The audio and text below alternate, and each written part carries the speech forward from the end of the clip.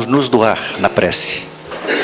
É aquele momento divino em que nós devemos nos levar ainda mais para alcançarmos as vibrações, a sintonia necessária para que o Pai da vida, através dos seus mensageiros de amor, possa nos consolar nas nossas aflições, possam fortalecer a nossa fé, que é tão fraca, possam nos dar mais valor naquilo que nós achamos que não é importante, justamente entender o próximo, aquele que está conosco no nosso núcleo familiar, no núcleo profissional, no núcleo social, porque sabemos, Senhor, que se eles estão conosco, não é por acaso.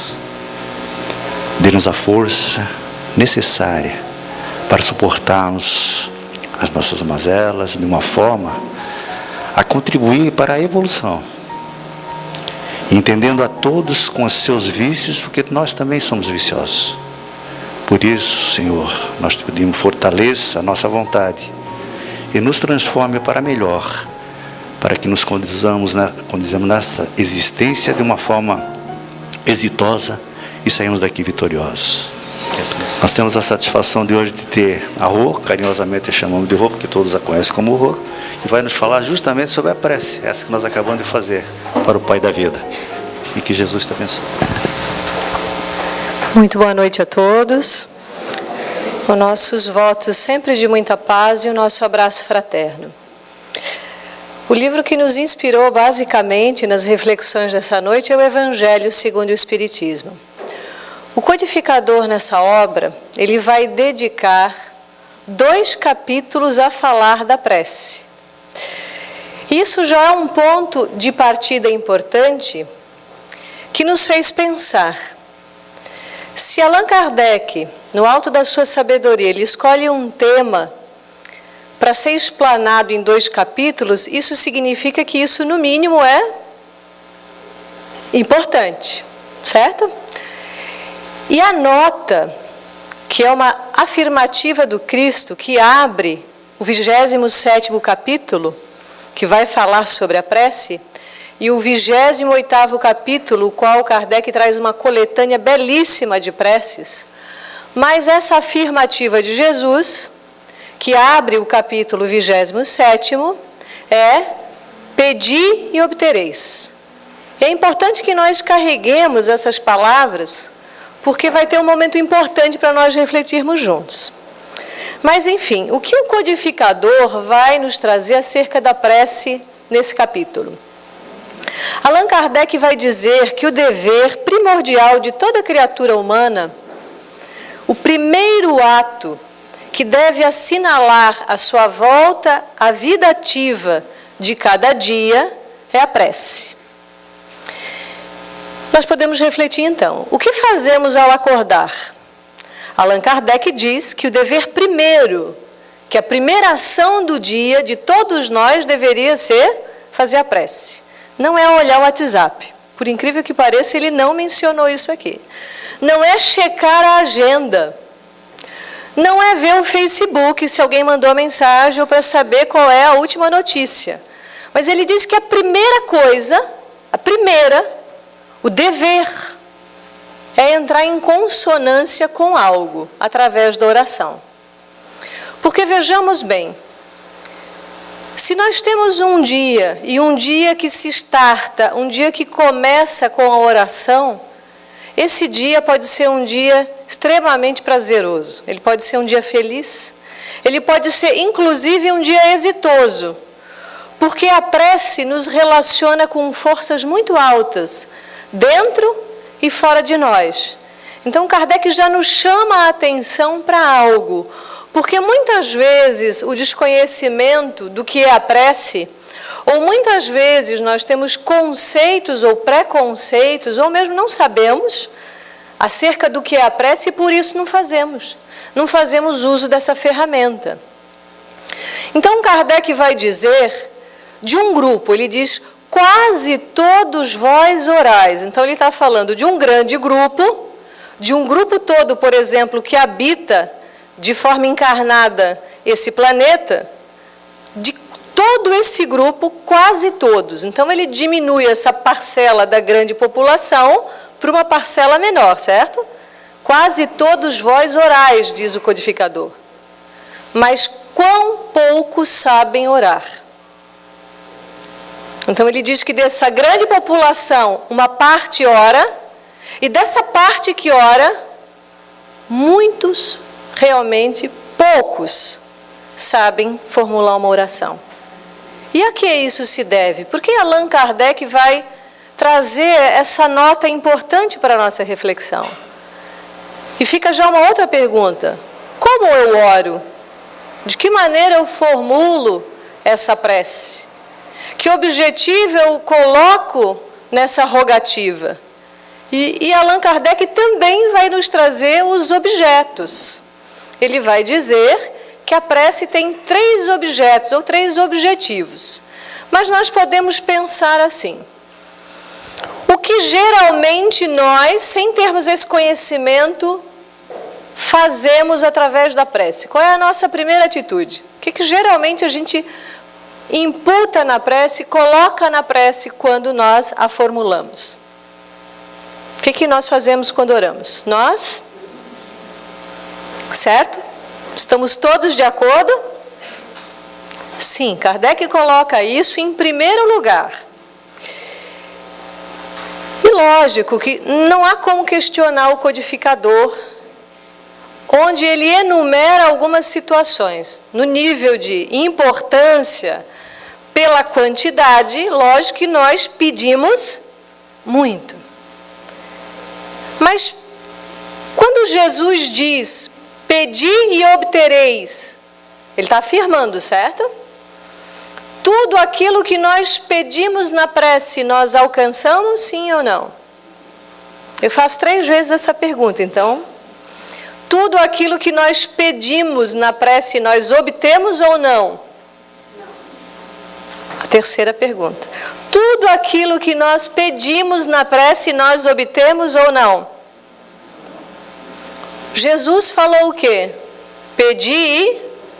Ele põe condições? Ele coloca assim: pedi, quem sabe um dia... Ele afirma, certo? Então, se Jesus, não sou eu que estou falando, Jesus, ele afirma que tudo aquilo que nós pedimos, nós obtemos. Mas para fazer uma analogia, para que nós possamos entender essa dinâmica, nós podemos pensar numa mãe que cozinha, que está na sua cozinha cozinhando, movimentando uma panela com alguma coisa com conteúdo quente. E vem um filho muito pequeno e pede para a mãe: mãe, eu quero cozinhar, eu quero mexer nessa panela. O que a mãe vai dizer? Não. Vai dizer que não.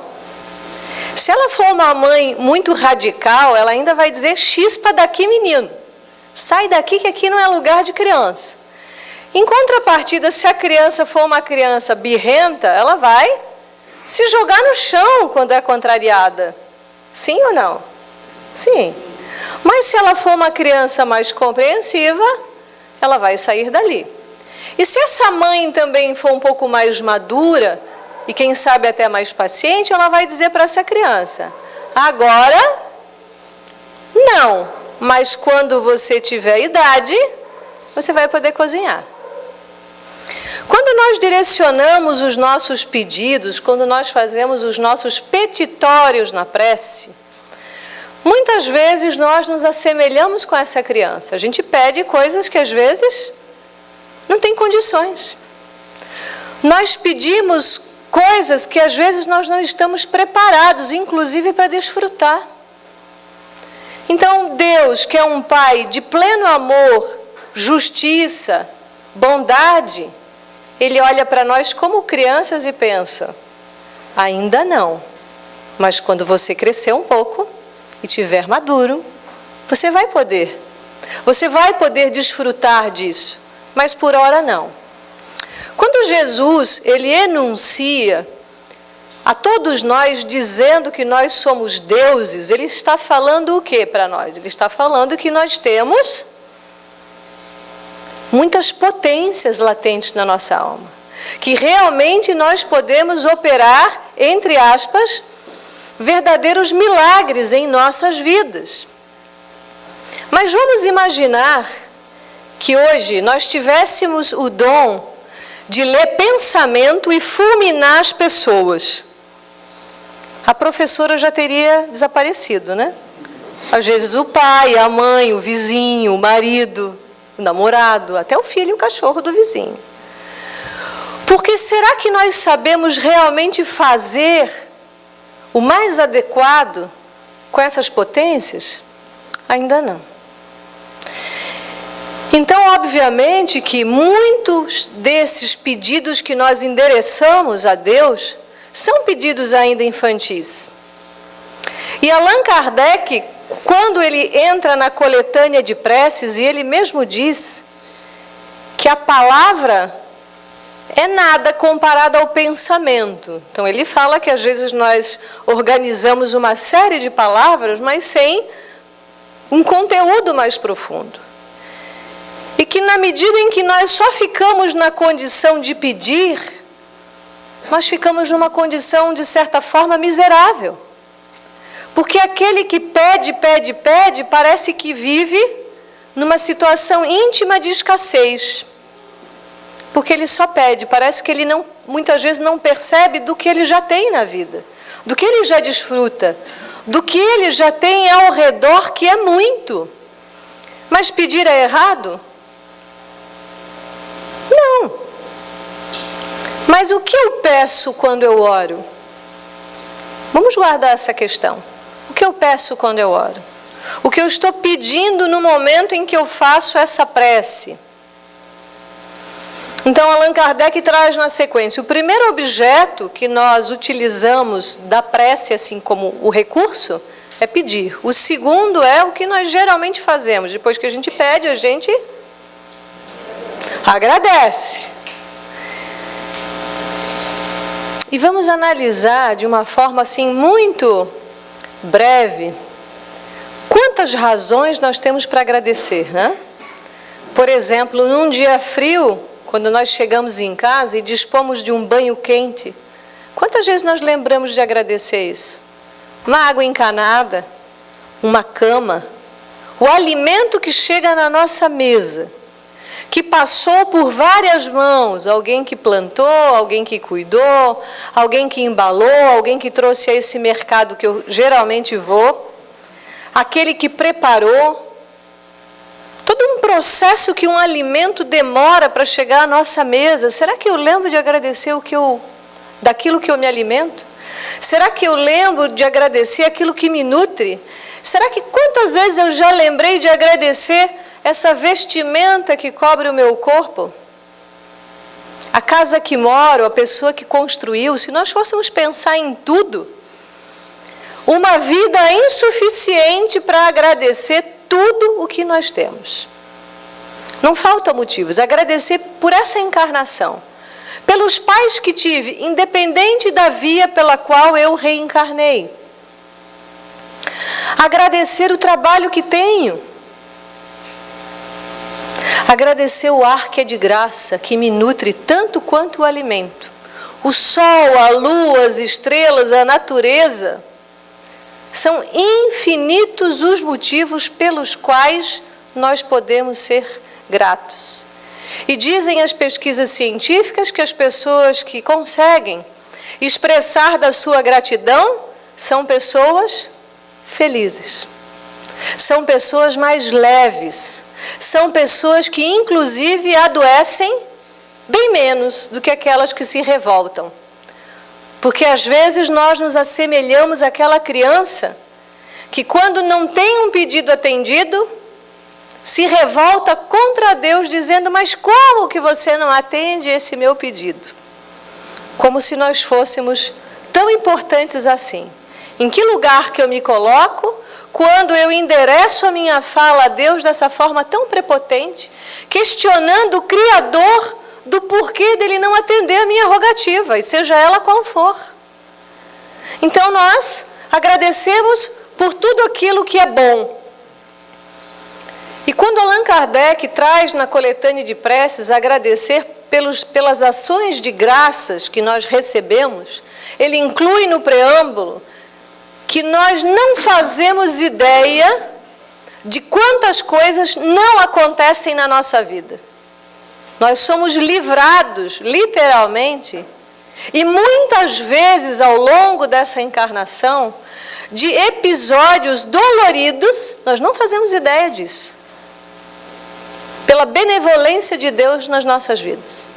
Agradecer pelo que não aconteceu de ruim. E mais profundamente eu chego na madureza da gratidão, quando eu passo a agradecer a Deus por tudo. Inclusive pelas provas e pelos desafios. Porque vejam só como nós somos interessantes. E eu sempre brinco, onde tem gente tem problema, né? Mas se tem um problema e um desafio, é para que a gente faça o exercício da inteligência e da madureza moral para que se supere isso. Então, às vezes nós pedimos, por exemplo, um trabalho. A gente pede um trabalho. Consegue o trabalho e depois pede para ser demitido do trabalho porque não gosta do chefe. Pede para casar, está casado e depois pede para descasar porque já não está mais gostando da situação. Então nós vivemos essa dicotomia, essa dualidade, porque muitas vezes, e na maioria delas, nós realmente não sabemos o que pedir e como pedir. Então nós temos o objeto do pedido, o objeto da gratidão, e por fim Allan Kardec enuncia algo muito alto em relação à prece, que é o objeto maior, que é eu glorificar. Isso realmente é muito vasto, né? Glorificar é aquele momento onde se sente mais do que se formula qualquer coisa. Onde se pode registrar a presença de Deus em tudo. Então você passa a glorificar, você passa a estar em consonância com a divindade, porque primeiro houve essa consonância onde? Dentro de mim mesmo. E aí Kardec vai trazer uma definição de prece. Porque para que nós nos ambientemos com uma ferramenta, porque a prece é uma ferramenta, ela é um instrumento de auxílio, autoauxílio e auxílio ao outro. Então Kardec vai definir a prece. Mas, obviamente, se eu perguntasse a qualquer um dos senhores e senhoras presentes o que é a prece, todo mundo teria uma definição, certo? Então, o que é a prece? Quem gostaria de contribuir? O que é a prece para você? A prece é o quê? O que é a prece? É um pedido? Como? Uma conexão com Deus? Ótimo. Então, a gente poderia falar inúmeras coisas, mas Kardec vai definir a prece no capítulo 27º com uma palavra. E muito profunda e bela palavra. Ele diz que a prece é uma invocação. E é belíssima a palavra. As palavras têm alma, as palavras têm sentido, as palavras têm nascimento e origem. Por isso que às vezes quando nós discorremos um livro e vamos lendo maquinalmente, às vezes nós perdemos a oportunidade de buscar o sentido e a alma daquela palavra. Toda palavra em português que é precedida pelo prefixo in está apontando para onde? Para? Muito bem. Então ele está dizendo que a prece é uma... Então ele está falando. O start, o princípio dessa prece está onde? Tem que ser interna. Olha que bonito isso. Mas a palavra vocação, ambas as palavras são palavras latinas. A palavra vocação significa voz que vem do coração. Então o que é a prece? É um movimento que eu faço para dentro de mim para escutar essa voz mais pura do meu coração. Em inúmeros momentos, mas nós vamos citar apenas 3, Jesus, nosso mestre, vai dizer que aonde está o teu coração, está o teu maior tesouro. Isso quer dizer que toda vez que eu oro, eu entro em contato com algo muito precioso que eu já sou. Segundo momento, Jesus diz que a boca fala daquilo que o coração está cheio. E é importante refletirmos também o que eu tenho falado, porque aquilo que nós estamos falando no nosso cotidiano vem de onde? Também vem do nosso coração. Então, se a minha boca externaliza palavrões, vamos observar. Por que está brotando ainda do meu coração palavras tão ásperas, duras? Por que do meu coração ainda brota maledicência? Se Jesus, quando nos chama a atenção para o coração e a relação do coração com a boca, Ele nos pede de alguma forma que nós possamos buscar dentro do nosso coração o melhor de nós, o nosso tesouro, não mais o lixo, não mais a ofensa. E Ele vai dizer outra coisa, que o nosso coração é um tabernáculo, o local das práticas dos antigos judeus. As práticas religiosas aconteciam nessas tendas que eram montadas para as celebrações religiosas. Então ele diz que o nosso coração é um lugar de celebração espiritual. É muito belo isso. Então nós passamos a entender que a prece é algo que vai nos colocar em relação com uma força espiritual muito grande dentro de nós. Mas muitas vezes, ou a maioria, ou parte de nós, não recebeu essa orientação desde casa. E eu gosto sempre de fazer a pergunta para eu ter uma noção de quantos, aqui presentes, quantos de nós fomos orientados na infância a fazer oração, pelo menos uma vez por dia? Diariamente. Tá, tem uma boa margem. Quantos de nós tivemos essa orientação em casa, independente do segmento religioso, que fazíamos essa prática 2 vezes por dia, sob orientação ou não? Já diminuiu bastante. Quantos de nós hoje oramos todo dia ao acordar? Primeira coisa que faz, não vale olhar o Facebook. Quantos de nós hoje faz oração todo dia, não importa o horário? Está um bom número, mas pode ser melhor. E o meu singelo desejo é que todos saiam daqui munidos de motivação, e não só motivação, clareza suficiente acerca da prece, para que nunca mais, a partir de hoje, nem um dia da minha vida terrena e espiritual, eu nunca mais deixo de orar. Porque a oração é um mergulho para dentro. Todos podemos mergulhar dentro de nós? Sim. Podemos ser ensinados a fazer esse mergulho para escutar o nosso coração desde pequenininhos? Desde a barriga. Desde aquele momento em que a mãe vive o seu processo de gestação, vive o processo da gestação de um filho, ela pode estar fazendo essas orações. Então, Kardec vai nos trazendo essa clareza do que é a prece. A prece é uma invocação. O que é mais importante? Qual é a qualidade, diz o codificador, isso está no item, ainda no capítulo 27º, ou melhor, não, no preâmbulo das preces espíritas, ele diz que há uma qualidade muito especial para a prece. Que a prece, ela tem que ser clara, simples, e essa oração, essa prece, ela tem que ser lógica. Então, se essa prece ela for clara, mas se ela for singela, e se ela tiver clareza, essa clareza no sentido dessa lógica, ela vai ter um efeito fantástico. Mas nós podemos refletir ainda mais profundamente. Então o codificador vai dizer que todo o poder da prece está no nosso pensamento, a forma como nós organizamos. Mas convenhamos que para todos nós é um desafio manter começo, meio e fim de qualquer coisa, certo? Quer ver formular um pensamento linear?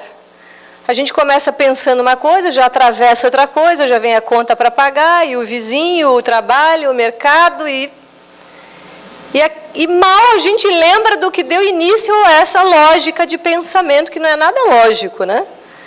Isso vai acontecer muitas vezes quando nós estivermos em ação para fazer a prece. A gente começa a prece, daqui a pouco já atravessa um pensamento, para tudo e recomeça. Esse é o exercício.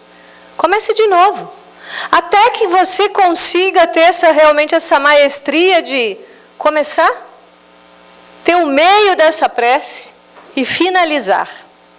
Então, o pensamento é que dá essa linha para a prece segundo o codificador, mas que não depende em nada das palavras, do rebuscado das palavras, da dificuldade das palavras.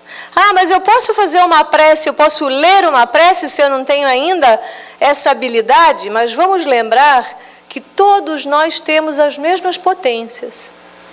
Porque Jesus, quando diz que nós poderíamos fazer mais, ele dizia para nós, né? Vós podeis fazer muito mais do que eu faço.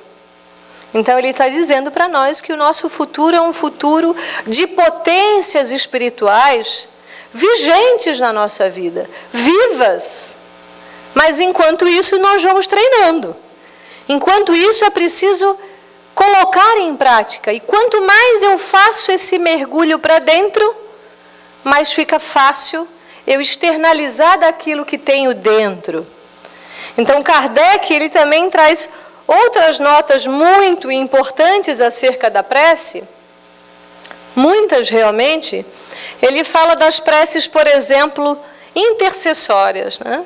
Eu posso orar por alguém? Posso ou não posso? Posso. Então, eu acredito que na vida de todos nós, acho que talvez um ou outro não tenha feito isso. Quantas vezes nós recorremos à mãe para fazer uma oração por nós? Quem já não fez isso? Mãe, ora por mim, né? E por que a gente pede para a mãe orar? Será o que está por trás disso? O que tem na prece da mãe que é tão forte? Qual o ingrediente que está ali? Amor. Então, quando nós imputamos nessa prece o amor, ela não vai ter um efeito? Vai. Vejamos só, por quem nós podemos orar? Por quem? Por todos, inclusive pelos políticos. Porque, vejamos só, a gente acabou de sair de um período de eleição. Quantos de nós lembramos de fazer uma prece por esses políticos? Veja que nós usamos pouco o recurso da prece. Mas na maioria das vezes, às vezes nós somos os primeiros a apontar os defeitos, a nominar os escândalos. Mas quão poucos, como diz Allan Kardec, sabem orar? É disso que ele fala para nós. Nós oramos realmente pouco para a demanda que existe em nós mesmos e para a demanda que existe ao nosso redor. Porque vejamos bem, se eu peço um trabalho e daqui a pouco eu já estou reclamando desse trabalho, será que eu faço uma prece por esse chefe? Será que eu sei das dificuldades que ele passa? Por quem eu oro? Eu oro só para aqueles que eu amo? Eu posso orar muito mais. Eu posso fazer dessa ação de orar algo como uma rotina. Porque Kardec vai dizer, precisa ter lugar especial para orar? Data e hora, momento, luz especial, cheiro especial. Nós temos a liberdade, e isso é algo libertador, nós podemos orar em qualquer lugar, a qualquer hora. Quantos de nós lembra de formular uma prece quando chega em casa? Quantos de nós lembramos de fazer uma prece com o nosso filhinho que é pequeno? Já vão treinando as mães aí, os pais que têm filhos. Porque é um hábito que não se perde nunca mais se na primeira infância eu torno isso uma prática comum. Quantos de nós oramos pelas situações mais rotineiras da vida? E muitas vezes a oração pode ser: muito obrigado, meu Pai, por eu estar no meu carro. Sempre que alguém me corta a frente, eu falo: muito obrigado, Filho de Deus perfeito.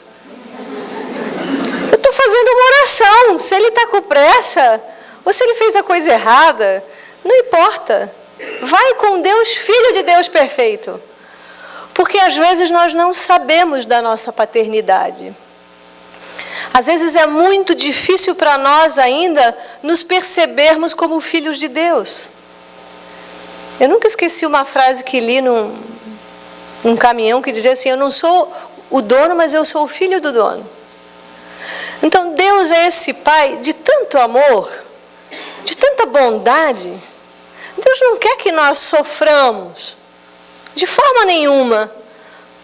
Se aquela mãe ou nós que somos mães ou pais, se nós já cuidamos dos nossos filhos, que são filhos de Deus antes de serem os nossos, e somos todos irmãos diante da paternidade divina, se nós cuidamos dos nossos, imagine como Deus cuida de nós. Prestimosamente Deus cuida individualmente de cada um de nós. Então a prece é uma forma de nós ressignificarmos a nossa vida. Orarmos muito mesmo. Inclusive pedir. Mas geralmente nós pedimos isso, né? Riqueza, que as nossas provas sejam abreviadas, que me livre desse mal, porque o mal é sempre o outro. Mas nós podemos pedir bens preciosos, como diz Allan Kardec. Podemos pedir o bem da paciência. Que bem maravilhoso é esse! Coragem, robustecimento da nossa fé. Podemos pedir tranquilidade nos momentos mais tormentosos da vida. Podemos pedir encorajamento naquele momento onde nós estamos nos acovardando diante de uma dificuldade, seja ela qual for. Podemos orar por alguém em aflição, por alguém que nasce, por alguém que desencarna. As preces são inúmeras que nós podemos fazer da forma mais singela. Porque vejamos, muitos de nós que viemos de outras tradições, e o codificador também vai mencionar isso, ele diz que todas as preces de todas as religiões são acatadas pelo Pai, desde que ditas com o coração. Então, todas as nossas preces são ouvidas. Mas se eu venho de um segmento onde a prece é uma obrigação, vai ter efeito isso? Eu oro porque eu sou obrigado a orar? Não. Nós não podemos encarar a prece como uma obrigação. Nós temos que experimentar a prece como um momento até festivo, celebrativo. Outros vão orar porque vão pagar uma promessa. Não, eu vou fazer tantas orações para ver se eu consigo tal. É uma barganha. Vai ter efeito isso? Não vai ter. Vai orar maquinalmente, pela repetição. Será que isso tem um efeito? Pode gerar até um certo estado alterado de consciência. Mas a prece realmente que vai ter um efeito maior é aquela que vem sinceramente de dentro de mim. Nós podemos orar de variadas formas. Podemos orar em grupo? Sim. Mas, por exemplo, a Dilson fez a prece de abertura. Quantos de nós, que somos aqui quase 200 pessoas, acompanhamos a prece? Então Jesus diz: quando 2 ou mais estiverem reunidos em meu nome, ali estarei. Então ele fala do processo da ressonância, que todas as mentes estão ligadas num ponto comum. E isso faz com que a prece tenha realmente força. E quando todos têm como móvel principal, motriz, o amor. Porque é essa prece que vai ter uma força enorme. Nós amamos? Nos amamos? Quantos precisam de orações? Irmãos que se suicidam, vamos pensar, refletir um segundo sobre um irmão que ceifa a sua vida, que sofrimento que ele vai viver. Como nós podemos endereçar preces a esses irmãos suicidas? Como nós podemos endereçar preces aos nossos irmãos que ainda são irmãos que assassinam outros irmãos? Endereçar prece aos irmãos que ainda roubam, porque esses ainda não se sentem filhos de Deus. Nós podemos orar de variadas maneiras. Mas Kardec vai dizer para nós que a prece tem um objetivo maior do que todos. Qual é o objetivo maior de todos da prece? É nos colocar em relação direta com Deus. Então nós vamos orando primeiro pedindo, aí a gente passa a agradecer um pouco mais, e chega um determinado momento em que eu glorifico a Deus, tudo na minha vida se torna uma prece. E com certeza é algo que poucos às vezes refletem. Então isso quer dizer que quando eu lavo uma louça, pensando em tudo que eu disponho naquele momento, de mãos perfeitas, de água encanada, tudo passa a ser uma oferta a Deus. Com certeza, se eu ficar diante de uma pia e antes pensar em Deus, eu vou lavar a melhor louça da minha vida. Se eu sair de casa para o trabalho e pensar sinceramente em Deus, aquele dia vai ser o auge do meu trabalho, vai ser o melhor dia de trabalho. Se eu olhar para o meu filho e perceber o milagre da vida e agradecer a Deus por essa criatura, tudo então se torna uma prece. Então não é mais nem só o que eu penso e o que eu falo, mas tudo o que eu faço é uma oração. É natural. Porque a vida se torna essa grande oferenda a Deus. Porque se nós pensarmos profundamente o que o Criador faz por nós, nós rezaríamos de joelho tranquilamente. E lágrimas desceriam do nosso rosto tranquilamente, se nós observarmos o grande milagre da vida, com os seus desafios, com as suas dificuldades, com as suas facilidades. Então, meus irmãos e minhas irmãs, orar é tudo. Desde o que eu penso, daquilo que falo, daquilo que faço. Aí nós entendemos Kardec quando ele diz que o ápice da oração é glorificar. Porque cada dia da minha existência realmente eu faço valer. Porque é algo esplendoroso estar numa encarnação. E é maravilhoso olhar para trás e ver que deixamos algumas pegadas tortas, ok. Mas que quem sabe daqui por diante, o rastro que nós deixarmos é um rastro de luz. Da paciência, da caridade, do bem, a todos aqueles que cruzaram o nosso caminho. E para que nós cheguemos a uma conclusão, nós vamos ler um trecho do livro O Grande Enigma, de Leon Denis, que é considerado o filósofo espírita. Esse jovem de 17 anos aproximadamente, ele encontra Kardec. E quando ele encontra Kardec, Leon Denis, ele não tem dúvida nenhuma daquilo que o Espiritismo apresentou para ele. E dizem os maiores que se Allan Kardec tivesse falhado por alguma razão na sua missão, Leon Denis assumiria tranquilamente a codificação daquele momento. Então ele escreve com uma beleza enorme, é uma poesia isso que eu vou ler praticamente. Então ele diz assim: de pé sobre a terra, meu sustentáculo, minha nutriz e minha mãe, elevo os meus olhares para o infinito e sinto-me envolvido na imensa comunhão da vida. Os eflúvios da alma universal me penetram e fazem vibrar meu pensamento e o meu coração. Forças poderosas me sustentam, aviventam em minha existência.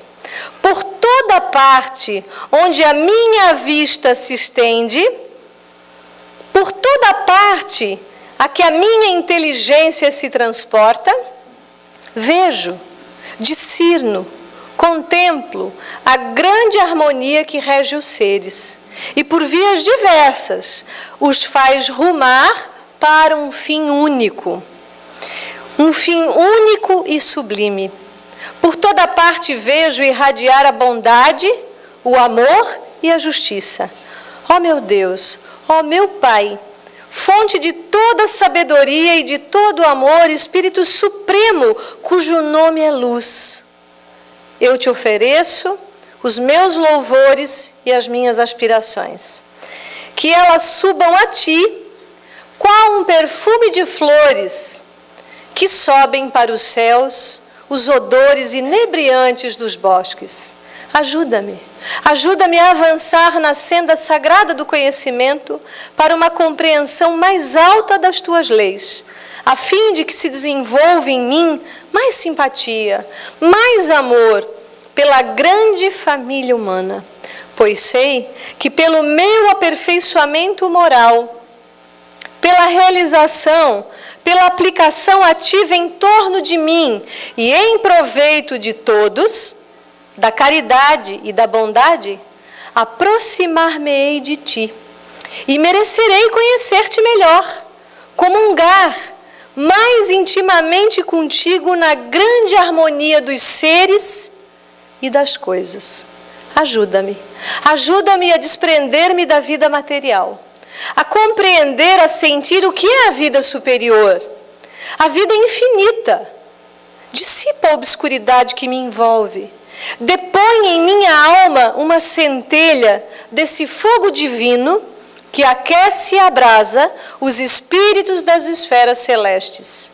Que a tua doce luz, Pai maior, e com ela os sentimentos de concórdia e de paz se derramem sobre todos os seres. Que Deus nos abençoe a todos e muito grata pela atenção. A vontade de fazer uma réplica para ela fazer a tréplica, mas o horário não permite. Muito obrigado. Agora você sabe o que é uma prece de uma forma didática, mas realmente ela só vai valer se o coração a proferir com o pensamento voltado ao Pai.